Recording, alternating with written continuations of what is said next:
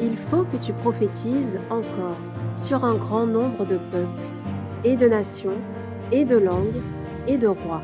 Apocalypse 10, verset 11.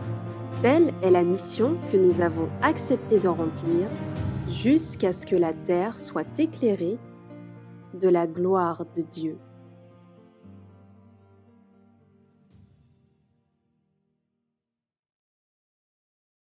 Très bien. Nous allons avoir notre deuxième étude de l'après-midi et nous vous invitons à pouvoir prendre la position qui convient pour la prière.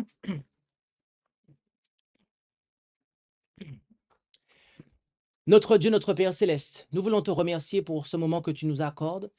Et alors que nous voulons avoir cette étude, nous te demandons de continuer à être avec nous et que ta parole puisse être cette lampe à nos pieds et cette lumière sur notre sentier. Béni sois-tu dès maintenant et à jamais, au nom de Jésus. Amen.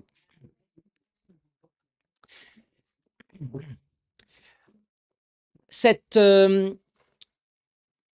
quatrième étude de ce séminaire avant le retour de Jésus portera sur l'Église et notamment sur Laodicée. Et nous allons, comme il nous reste encore du temps à Sainte-Rose et que les sujets peuvent ne pas forcément être tout combinés et qu'on a déjà vu quand même pas mal de choses aujourd'hui, je ne vais volontairement pas parler de l'ivraie, du bon grain et aussi de tout ce qui est église militante, église triomphante, mais on va simplement considérer l'aspect de la Odyssée, d'accord? La question que l'on peut se poser, c'est quelle est l'église qui est la Odyssée? Dans l'adventisme du 7e jour, on pense souvent que c'est nécessairement l'organisation dénommée Église adventiste du 7e jour. Mais que dit la Bible par rapport à ça, en fait?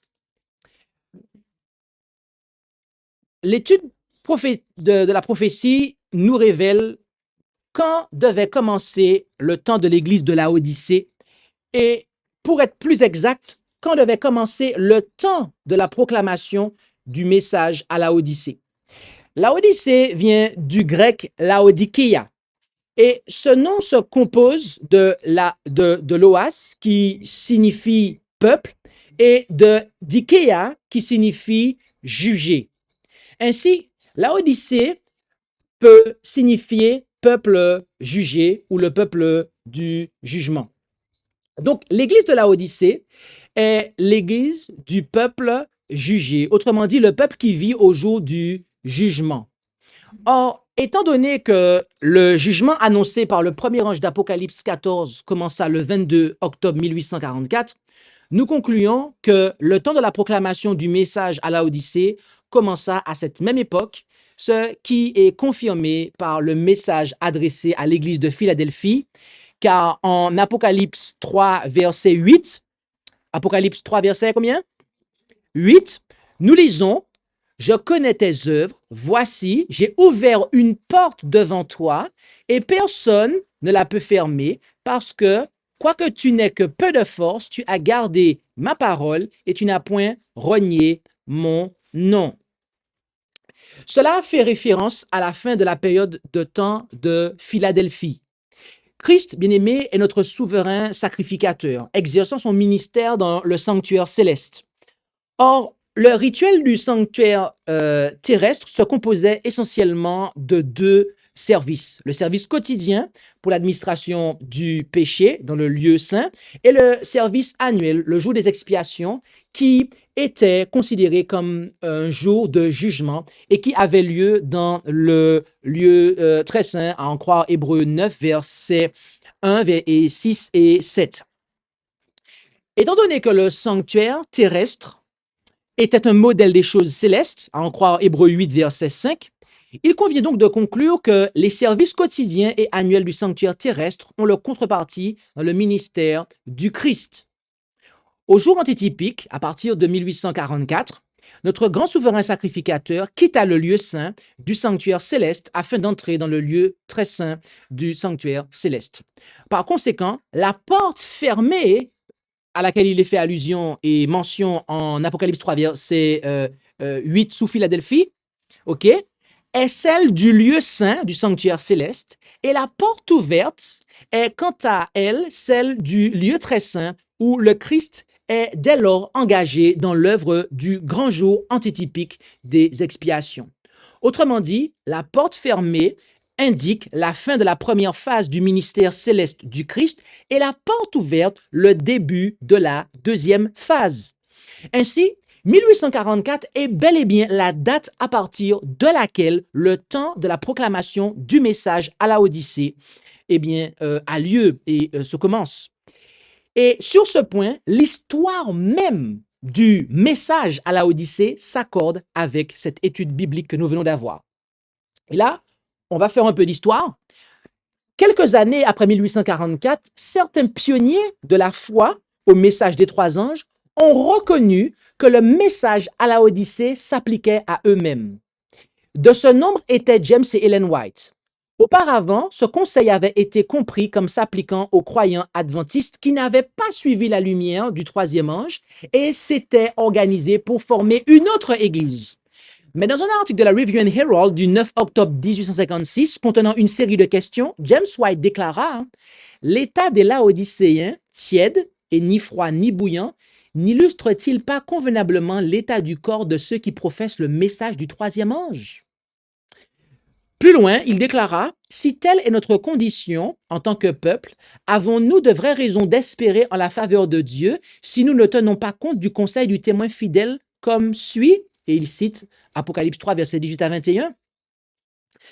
En lisant cela, nous rendons compte que la lumière était en train de se faire dans l'esprit du pasteur White, si bien que le numéro suivant de la review comportait une présentation des 7 églises. Et dans ses remarques d'ouverture, il déclara « Nous devons convenir avec certains auteurs modernes que ces 7 églises doivent être comprises comme représentant 7 conditions de l'Église chrétienne répartie aux 7 périodes et couvrant l'ensemble de l'ère chrétienne. » Et vous savez quoi? Sur ce point, sa femme, Sir Ellen White, était en parfaite harmonie avec son mari. En effet, en Conquérant Pacifique, à la page 521, paragraphe 1, elle dit « Les noms des 7 églises symbolisent l'Église au singulier du Christ aux différentes périodes plurielles de l'ère chrétienne. Le chiffre 7 indique la plénitude et fait ressortir que les messages s'étendent jusqu'à la fin des temps, alors que les symboles employés révèlent la condition de l'Église aux différentes époques de l'histoire du monde. OK? Donc, notez que pour James et Ellen White, les 7 églises ne sont pas 7 organisations, mais cela représente l'Église du Christ singulier aux différentes périodes plurielles de l'ère chrétienne. D'accord? James White a ensuite traité chaque église séparément et en arrivant à la 7e, il a déclaré combien la triste description de cette église n'est-elle pas humiliante pour nous en tant que peuple? Et cette terrible description n'est-elle pas l'image la plus parfaite de notre condition actuelle? Oui, et il sera inutile d'essayer d'échapper à la force de ce témoignage adressé à l'église de la Odyssée. Puisse le Seigneur nous aider à le recevoir et à en tirer profit. À la même période, Ellen White écrivit dans Testimonies for the Church, volume 1, page 141.1, « Le Seigneur m'a montré en vision certaines choses concernant l'Église dans son état de tiédeur actuel et je vais vous raconter. L'Église m'a été présentée en vision. L'ange a dit à l'Église, Jésus te parle, sois zélé et repens-toi. » Et encore dans Message choisi, volume 1, page 418.1, « De tout cœur, nous remercions le Seigneur de pouvoir nous présenter de précieuses lumières. Nous nous réjouissons à la pensée d'être en possession d'un message contenant la vérité présente. La nouvelle que le Christ est notre justice a apporté du réconfort à beaucoup d'âmes. Dieu dit à son peuple, en avant, le message à l'église de Laodicée s'applique à notre condition. avec quelle clarté est décrit l'état de ceux qui pensent avoir la vérité, qui se vantent de connaître la parole de Dieu, alors qu'ils ne ressentent pas son pouvoir sanctifiant dans leur vie. Un amour fervent pour Dieu fait défaut dans leur cœur. Or, c'est justement cet amour fervent qui fait du peuple de Dieu la lumière du monde. Je pense que tout le monde est d'accord avec ces déclarations-là. Mais est-ce que vous savez en quelle année ces déclarations-là ont été écrites? Elles ont été écrites, la première d'entre elles, en 1856. En 1856. En fait, elles ont quasiment toutes été écrites en 1856. D'accord? Dans les années 50, 1850, OK? 1856. Elles ont été publiées pour la plupart d'entre elles. James White, Ellen White.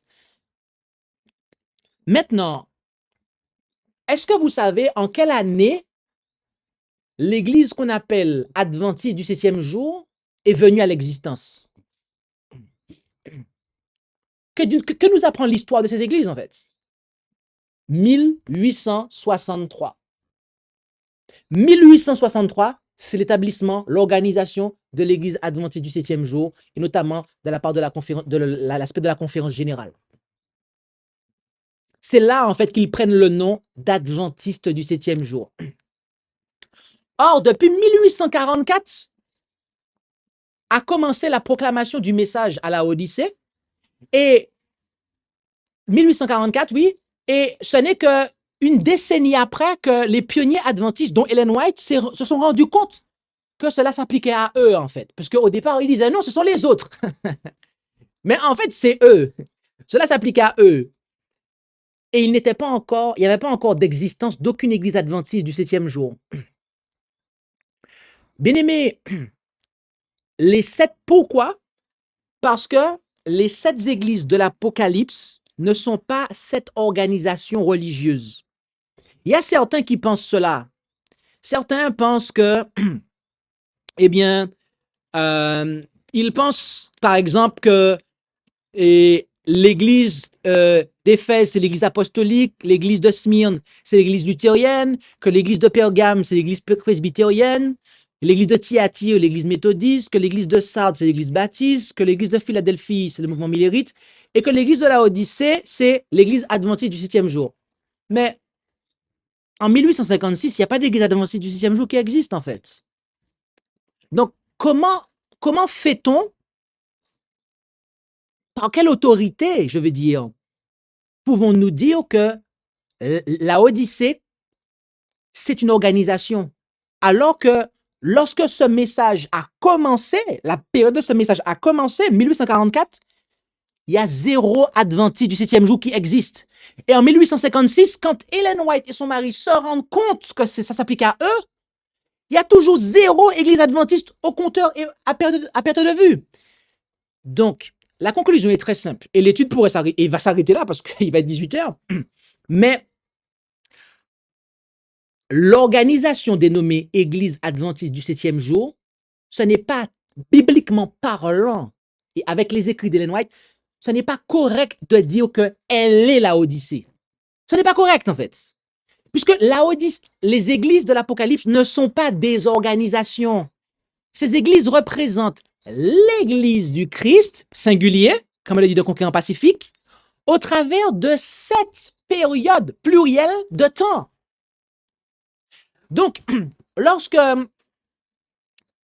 on dit que oui, voilà, c'est la Odyssée, compagnie, etc., et beaucoup de choses qu'on dit sur ça, en fait, le fondement de toutes ces déclarations-là sont très fragiles, en fait. Il y en a qui disent que oui, mais si on quitte l'église adventiste parce qu'elle a apostasié, parce qu'ils adorent la Trinité, ils font ceci. En fait, on est en train de créer une 8e église. On est en train, en fait, or qu'il y a 7 églises. Mais mes amis, la Odyssée a commencé, il n'y avait pas d'église adventiste du 7e jour qui existait, en fait. Donc, il faut comprendre que, étant donné que la Odyssée a commencé sans l'organisation dénommée Église adventiste du 7e jour, elle continue très bien sans cette organisation, en fait, puisque c'est une période de temps. OK? Et pour conclure, alors, etc., j'ai perdu mon fil, mais c'est pas grave. Si vous avez des questions, posez-les, ça me reviendra, ou des contradictions, il n'y a pas de problème. On est ouvert.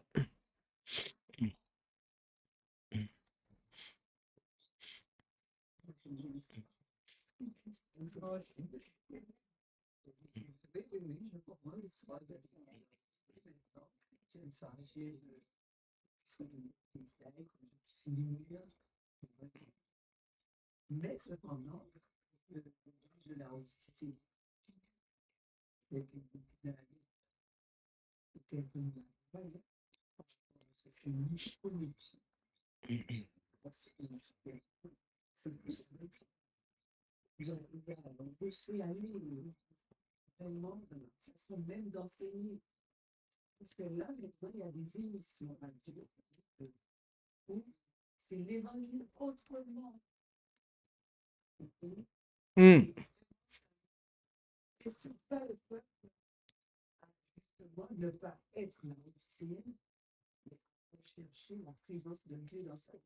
Amen. On est totalement d'accord avec ça, et véritablement, moi, je ne peux que dire amen à ce que tu as dit. Donc,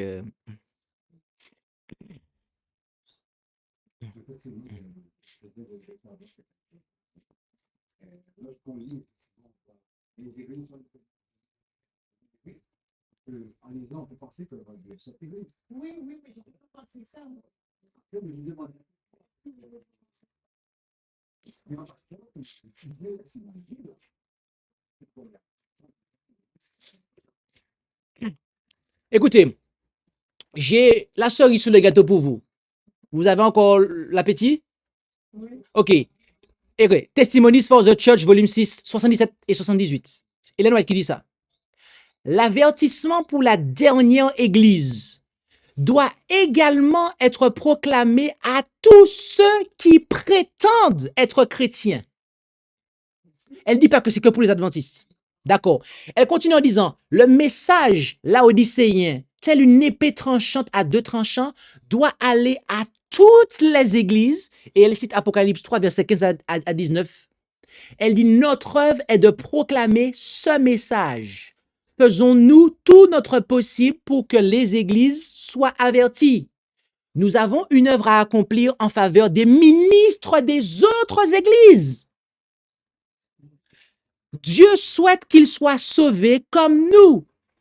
Ils ne peuvent obtenir l'immortalité que par la foi et l'obéissance. Nous devons travailler durement pour qu'ils puissent l'obtenir. Dieu souhaite qu'ils participent à son œuvre spéciale pour le temps présent. Il souhaite qu'ils fassent partie du nombre de ceux qui donnent à sa maison de la nourriture au temps convenable. Pourquoi ne devraient-ils pas être engagés dans cette œuvre? Nos ministres, donc les pasteurs adventistes, devraient chercher à se rapprocher des ministres des autres dénominations. Priez pour et avec ces hommes pour lesquels Dieu est en train d'intercéder. Une responsabilité solennelle leur incombe. En tant que messagers du Christ, nous devrions manifester un intérêt profond et sincère à l'égard de ces bergers du troupeau. Alors, bien évidemment, ce qu'elle dit là n'a aucun rapport avec ce que fait l'Église adventiste à l'heure actuelle. Elle n'appelle pas du tout ici à faire l'œcuménisme, mais elle dit que moi, quelqu'un comme moi, si je connais un pasteur d'une église, je dois aller le rencontrer en privé, lui parler, prier avec lui, étudier avec lui pour qu'il puisse comprendre la vérité et évangéliser son église pour venir dans la vérité. Donc, avec cela, pardon? Non, c'est pas le cas. C'est de l'œcuménisme.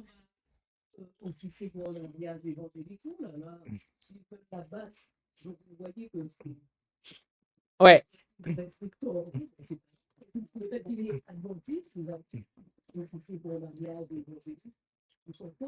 Alors, justement, je pense que tu n'as pas compris ce que j'ai dit. En fait, il faut comprendre quelque chose, c'est que ils sont partis dans un extrême dans l'adventisme moderne, c'est qu'ils sont partis dans l'œcuménisme. OK? Normalement, un pasteur adventiste, OK, il n'est pas censé bénir un mariage d'un adventiste avec un évangélique. Voilà, parce que c'est mettre la personne sous un joug étranger. OK? Donc, il faut bien comprendre ça. Maintenant, ce que la message dit ici, c'est que les ministres de l'Évangile, ils doivent en fait rentrer en contact avec d'autres ministres de manière à pouvoir les évangéliser, mais pas pour leur donner la main pour travailler avec eux alors qu'ils sont en train d'enseigner l'erreur. Mais c'est pour les gagner OK? C'est ça la différence. Et c'est une subtilité que malheureusement, voilà, certains n'ont pas perçue. Donc,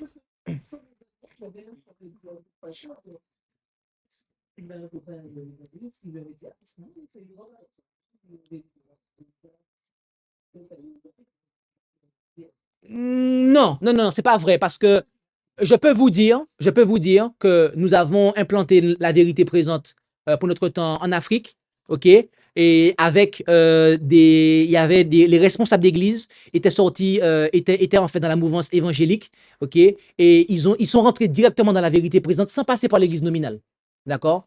Donc en fait, non, il reste encore, je vous le dis, des ministres qui n'ont pas encore entendu ou ne serait-ce que compris la vérité, parce qu'il y a des gens, ils sont pas dans la vérité, et on dit que, ah oui, ils ont rejeté la vérité. Mais est-ce qu'on leur a bien présenté la vérité?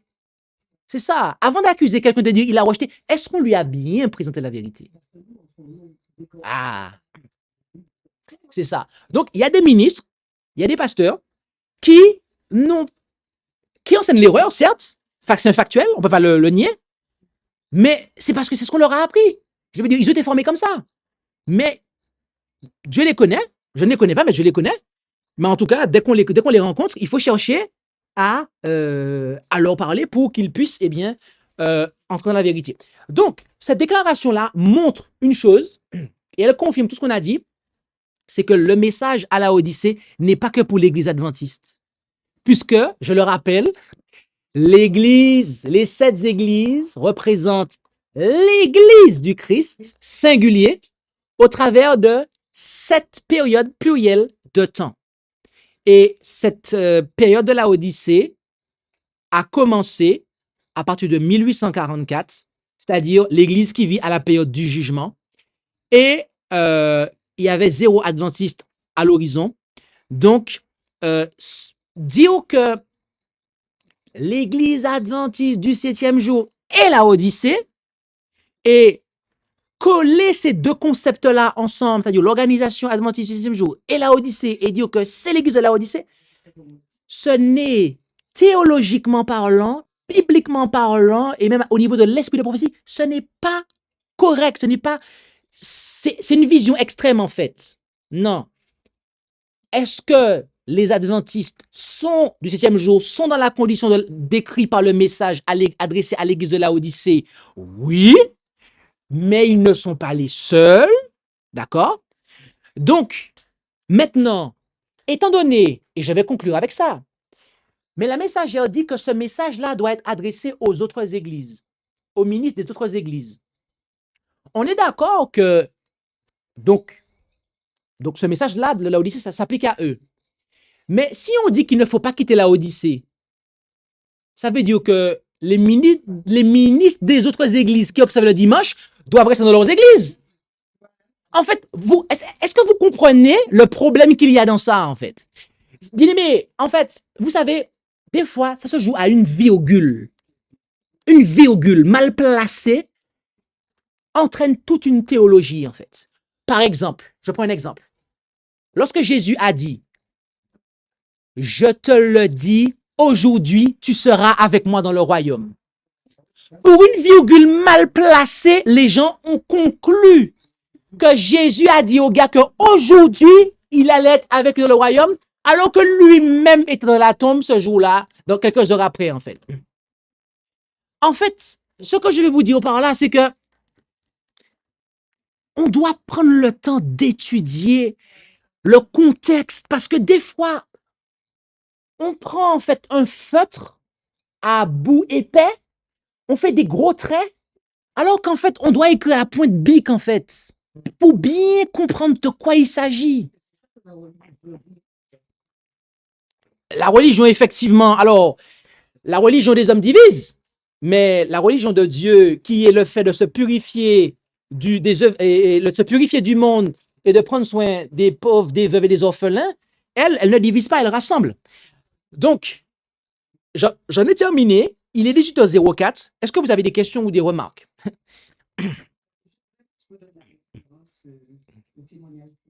Ce que j'ai dit à l'instant là, c'est Testimonies for the Church, volume 6, page 77 et 78. D'accord? Donc, voilà. Donc,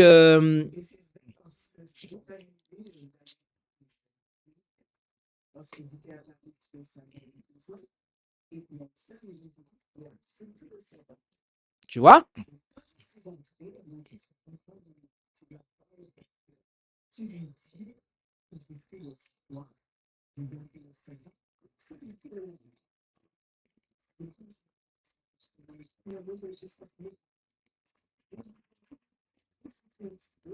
Le pasteur de son église t'a dit ça?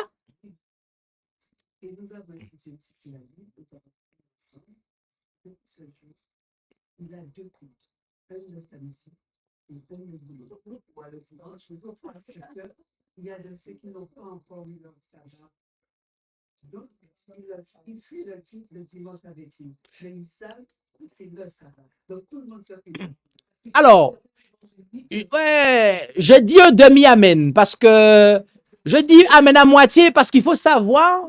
Alors, il faut savoir que l'instauration du dimanche s'est mise en place comme ça.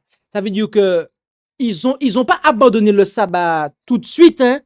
Il y avait le culte du sabbat, le samedi et le dimanche, et après, ils ont abandonné. Bon, lui, il fait ça dans l'autre sens, mais il faut qu'il réalise qu'à un moment, il va falloir arrêter avec ça. Parce que, et voilà.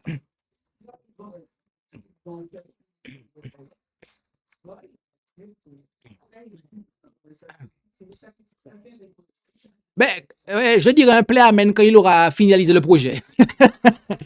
Parce que sa position est très dangereuse. S'il la régularise pas rapidement, dans ces circonstances-là, des fois, on risque de faire machine arrière. Et c'est pour ça qu'il faut prendre une position vraiment. Parce que je ne l'ai pas dit, mais vous avez des églises adventistes, et j'ai appris ça quand je suis allé en Haïti. Ils font en fait le culte le sabbat, mais aussi le dimanche pour la jeunesse. Et ça, c'est un problème. Ah, mais oui, mais le problème, c'est que ça, c'est un problème. C'est que c'est comme ça que ça a commencé qu'ils ont commencé dans les temps, au début, là, avec la papauté, à abandonner, en fait, le sabbat, en fait. Donc, il faut bien comprendre que le jour d'adoration, le jour de culte par excellence, le jour à mettre à part pour la sainte convocation, c'est le sabbat. Ok. Donc, voilà. Donc, on va prier pour clôturer s'il n'y a pas d'autres remarques ou d'autres questions, mais sachez que vous êtes les bienvenus. Demain soir, nous allons vous dire où est-ce que ça va se passer, puisque j'ai cru comprendre qu'on va changer de lieu. Donc, restez en contact avec la sœur qui est là, qui est devant nous là, sœur Sonia, ok? Et avant de partir, pour garder le contact, pour qu'on puisse vous dire où est-ce que ça va se passer. On va prier pour terminer.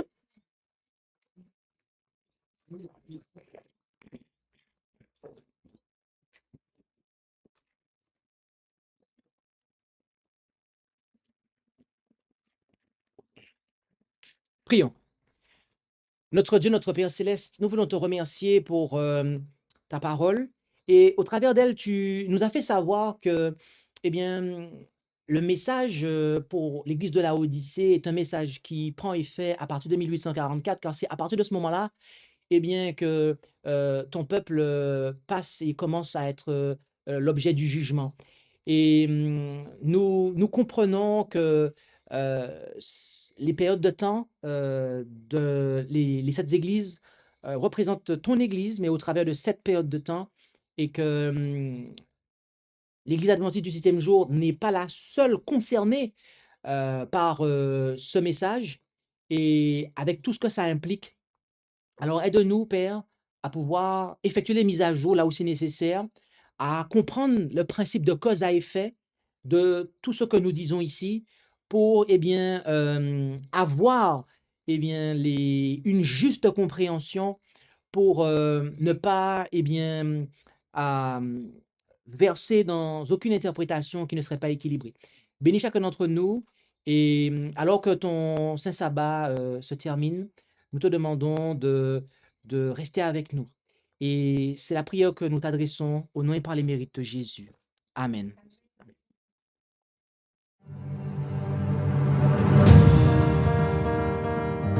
Merci d'avoir écouté cette présentation. Si vous souhaitez prendre part à la mission que Jésus-Christ confia à notre Église, contactez-nous via les coordonnées présentes sur la page à propos de notre chaîne YouTube